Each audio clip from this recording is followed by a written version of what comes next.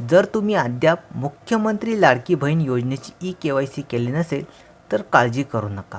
अत्यंत महत्त्वाची आणि दिलासादायक बातमी येत आहे. कारण सरकारने ई-के-वाय-सी करण्याची मुदत आता 6 महिन्यांपर्यंत वाढवलेली आहे. लाडक्या बहिणींना राज्य सरकारकडून रक्षाबंधनापूर्वीच लाडकी बहीण योजनेचे 2 हप्ते म्हणजेच 3,000 रुपये मिळणार आहे. तुम्हाला देखील लाभ घ्यायचा असेल तर ई-के-वाय-सीची प्रक्रिया पूर्ण करून घेणे गरजेचे आहे.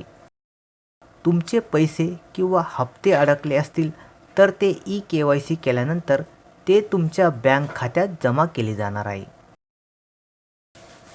31 मार्च 2026 पर्यंत ज्या महिलांची ई-के-वाय-सी कंप्लीट झाली होती त्यांच्या बँक खात्यात लाडकी बहीण योजनेचे पैसे जमा झाले होते. मात्र ज्यांची ई-के-वाय-सी झाली नाही त्यांचे हप्ते बंद झाले होते.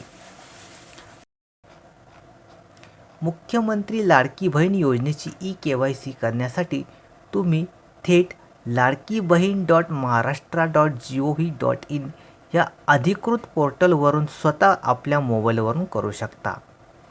जर स्वतः जमत नसेल तर तुम्ही सेतू केंद्र, आपले सरकार सेवा केंद्रावरून देखील ई-के-वाय-सी करू शकता.